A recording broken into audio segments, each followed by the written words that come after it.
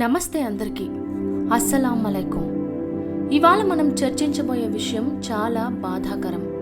జమ్మూ కాశ్మీర్లోని పెహల్గాంలో హిందూ యాత్రికులపై జరిగిన ఉగ్రవాద దాడి.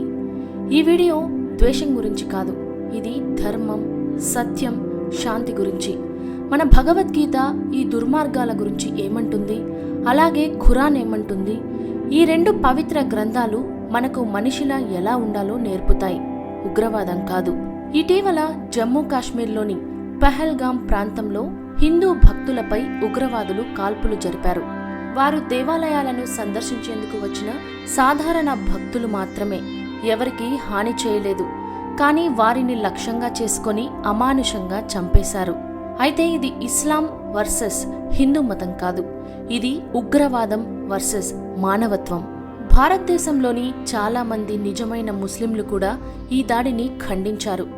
ఎందుకంటే నిజమైన ఇస్లాం మతం ఇలాంటి హింసను ఎప్పుడూ ప్రోత్సహించదు.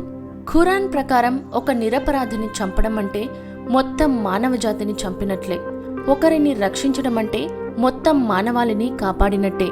సులభంగా అర్థం చేసుకోవాలంటే ఒక నిరపరాధిని చంపడం అంటే భగవంతుని ఆదేశాలను ధ్వంసం చేయడమే. ఖురాన్ ప్రకారం ఉగ్రవాదులు అసలు ముస్లింలు కాదు, వారు ఇస్లాం పేరుతో పాపం చేస్తున్నారు. ప్రతి మతంలో శాంతే మార్గం, హింస కాదు.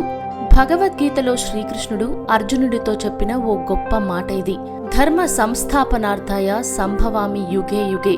దీని అర్థం, ధర్మాన్ని రక్షించడానికి, పాపాన్ని నాశనం చేయడానికి నేను ప్రతి యుగంలో అవతరిస్తాను. అంటే ధర్మానికి వ్యతిరేకంగా జరిగే హింస, పాపాన్ని ఎదుర్కోవాలి, భయపడకూడదు. భగవద్గీత మనకు క్షమ, ధైర్యం, ధర్మం నేర్పుతుంది.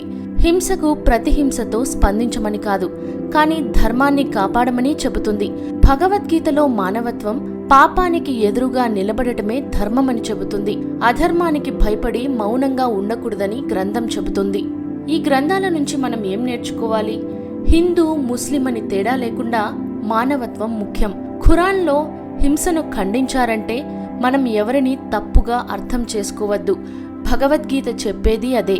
సత్యం కోసం నిలబడాలి, కానీ ద్వేషంతో కాదు, ధర్మంతో. ఉగ్రవాదాన్ని ధర్మంగా ఊహించడం చాలా పెద్ద నేరం. ఒకరి మతాన్ని చూస్తూ మిగతా వారిని ద్వేషించడం మన దేశ సంప్రదాయం కాదు. ఇది ఒక రాజకీయ యంత్రాంగం చేసే చైతన్యం. మనం ఖురాన్, గీత వంటి గొప్ప గ్రంథాలు చదివితే చాలదు, వాటిలోని అర్థాన్ని అనుసరించాలి. ప్రేమతో, ధర్మంతో, నమ్మకంతో జీవించాలి. భగవద్గీత ప్రకారం నైతే హన్యతే హన్యమానే శరీరే, అంటే ఆత్మను చంపలేం. హింసకు సమాధానం జ్ఞానమే. ఖురాన్ ప్రకారం ఒక నిరపరాధిని చంపడం అనేది మహాపాపం. అలా చేసినవాడు దేవుని దృష్టిలో నేరస్తుడే. ఈ వీడియోపై మీ అభిప్రాయాలను కమెంట్ చేయండి, వీడియోని షేర్ చేయండి. మనం శాంతిని, ప్రేమను వ్యాప్తి చేద్దాం. జై హింద్, సత్యమేవ జయతే.